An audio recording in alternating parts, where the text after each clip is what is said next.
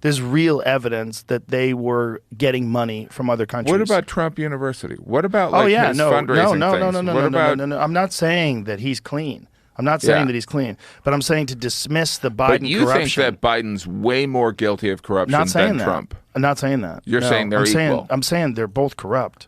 And I'm saying that to say that Biden is like the good, that was like what everybody thought when he got into office. Finally, the adults are in the room now. But that's not really true. And nothing really changed that much once they got in there. It's not it's not like what everybody would like. There's a good guy and a bad guy. I think there's two bad guys.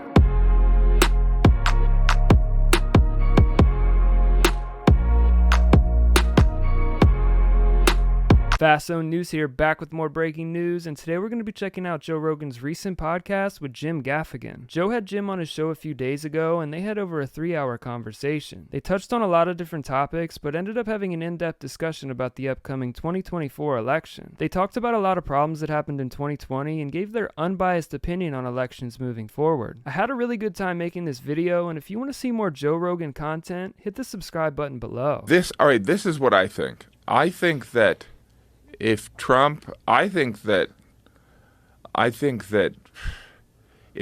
goes away, I think Biden's going to go, see ya, you guys take over. That's what I naively think. Trump's not going to go away. I mean, they would have to put him in jail, and it doesn't seem like they're able to do that.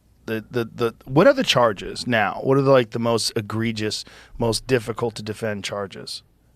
Because there's the top secret document stuff, but the problem with that is Biden has multiple instances of these top secret documents. Had him in his fucking Corvette in his garage. There's a couple cases according to the Politico website. Criminal cases. Definitive guide to the key players and legal risks in the 4 criminal probes of Donald Trump. So over 234 years in the nation's history, no American president, former president was indicted. That changed in March of 2023. Charged with 34 felony counts in connection with hush money payments to a porn star. See, that one's a weird one. Because it's that's not a big deal.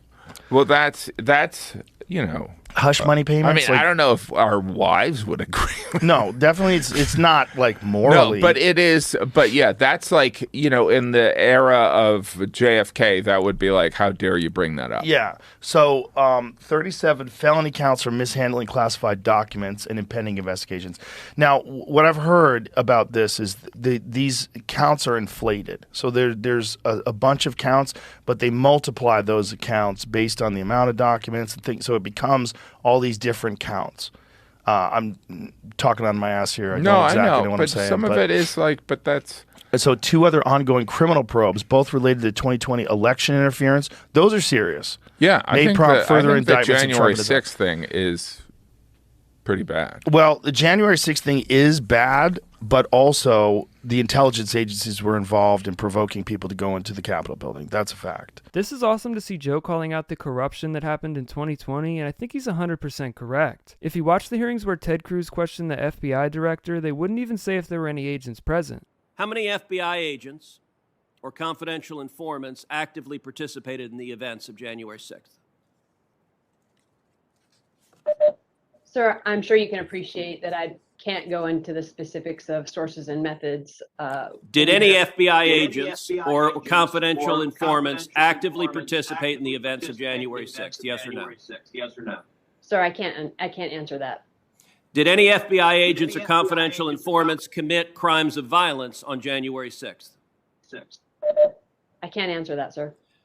Did any FBI agents or FBI informants actively encourage and incite crimes of violence on January 6th? Sir, I can't answer that. This is really scary to think about and shows how corrupt the entire FBI really is. They clearly hated Trump and created a corrupt plan to use his angry supporters against him. In my opinion, there were hundreds of agents that were present during the riot and turned what was a peaceful protest into the chaos that we saw. There were people like Ray Epps that were seen telling people to go in the Capitol, and even the crowd began to call him a Fed. Ray Epps was never arrested, and that's the main reason Republicans are so suspicious. I mean, these crazy Democrats went on a 2-year-long scavenger hunt trying to find anyone anyone that may have been in the Capitol, but somehow the guy that's literally seen on camera telling people to go in sees zero charges whatsoever. I mean, Trump obviously told his supporters to peacefully and patriotically make their voices heard, so I really don't know where the criminal charges are coming from. Nancy Pelosi and Muriel Bowser are the ones in control of the Capitol Police, and I think it's pretty clear they didn't want this to stop. In my opinion, they should have been way more prepared for this event, and the fact that they aren't should make you very suspicious. I mean, they knew that hundreds of thousands of Trump supporters were coming to DC to protest, but hardly had any officers protecting the Capitol. This was literally the day that the votes were going to be certified, so the fact that the police were so understaffed is very suspicious. I completely agree with Joe that this entire thing was a setup, and they were purposely understaffed to make it easier for protesters to enter. That's a fact. So wait a minute. You're saying that guy, what's his name? Ray Epps. Yeah, you really think that he I don't know, but I do know that I think every that's pretty other apparent. I think he's going to sue Fox. I think every other person who was involved in January 6th, who was involved in coordinating a break-in into the Capitol and in instigating people breaking, they were all arrested. This guy wasn't. Not only that, they were defending him in the New York Times, the Washington Post, all those different things, because saying that Fox News is unjustly accused him of instigating. Well, he clearly instigated. He did it on camera.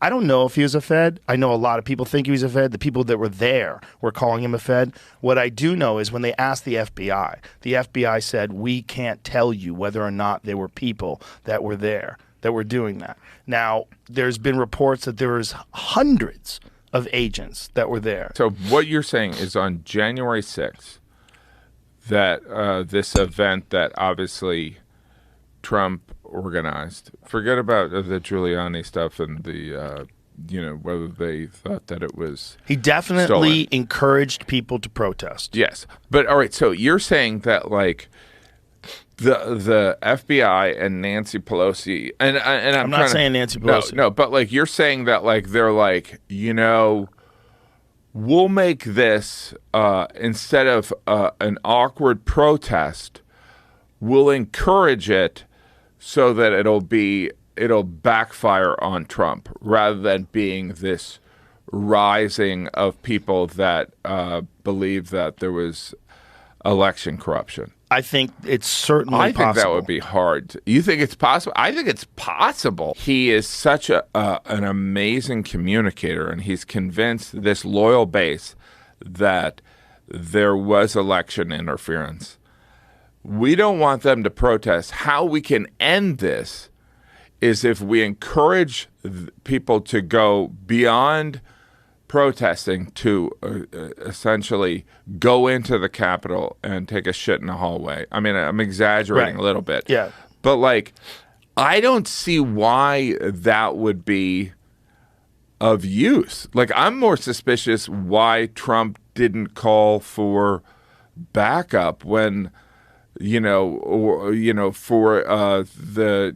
the Capitol Police. You know what I mean? It's like there was... And that, like, Michael Flynn's brother was, like, there's way more conspiracy stuff against Trump. This Jim dude is clearly a hardcore liberal, and it gets increasingly apparent as the interview goes on. This is a perfect example of what watching CNN creates, a lot of talking but never producing any real facts. I mean, listen to this guy. I think there's a lot more conspiracy stuff with Trump. Like what? This dude is already so uninformed that he believes Donald Trump is in charge of the Capitol Police. Donald Trump isn't the mayor of DC or the Speaker of the House, you idiot, so I really don't know what you're talking about. That's what makes me so angry about liberals. They literally know nothing about the topic at hand, but say things with such confidence. They act like what you're saying is so ridiculous, but are unable to produce a single fact on their own. This guy literally thinks it's more likely that Trump wanted the riot to occur than Democrats are out to get him, and I think that's really dumb. This once again shows what a liberal and habitual CNN watcher this guy truly is, and you may ask yourself why Democrats would do this. The answer is pretty easy. These crazies have been out to get Trump for over 7 years and have been unsuccessful at every attempt. In their eyes, this was a way to get Trump once and for all and finally get him out of politics altogether. The plan plan was to use his supporters against him and create the visual that he's a dangerous, unhinged president. They then purposely understaffed the Capitol and lit the match with their FBI informants. The purpose of this wasn't to arrest 300 people like Jim's dumbass said, it was to make him look like a terrorist and get him out of politics forever. Democrats once again thought this was checkmate, but it proved to be yet another failed attack. These insane people will stop at nothing to get Trump, and it doesn't look like it's going to stop anytime soon.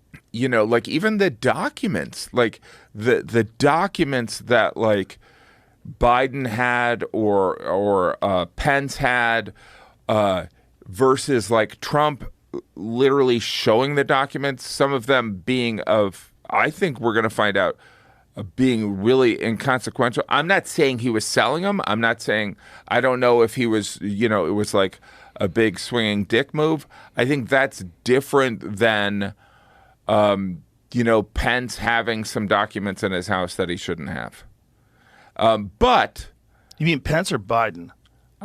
Pence had documents. Yeah, but I don't think anybody's documents. really concentrating on Pence. But like by the way, I do want to make clear that I do have the approach of like, I could find something out and be like, all right, but like there is part of me that's like, it's very little doubt in my mind that Trump is the most corrupt and was like just the it's not, like Andrew Jackson was like did horrible things, but like I don't begrudge someone having kind of like kick ass and take no prisoners kind of attitude.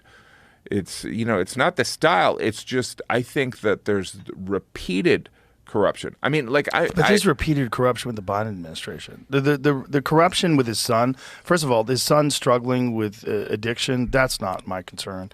I mean, it sucks. It sucks if you have a kid that's hooked on crack and is a fucking complete disaster, and he pulls himself out of it. Congratulations for him. That's not what It's the corruption. It's the clear influence by foreign agents and foreign. You don't think Trump has more corruption? I don't think there's evidence the same way that there's evidence right now because of the laptop and because of the recorded conversations.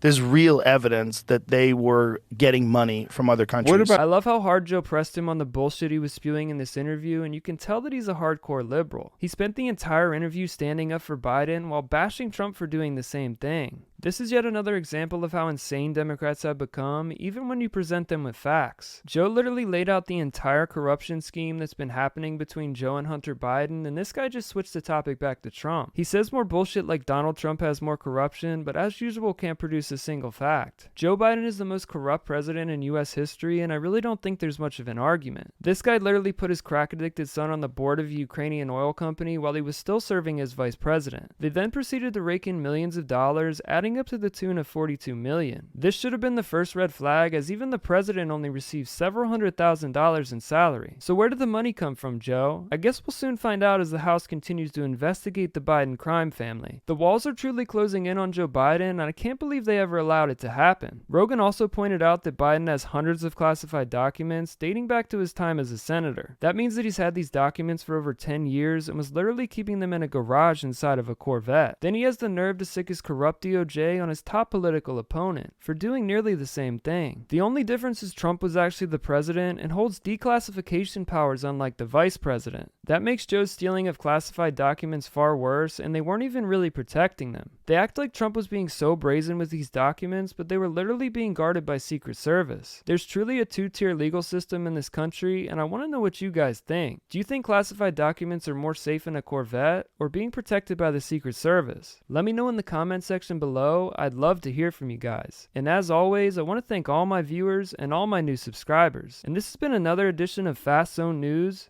Peace out.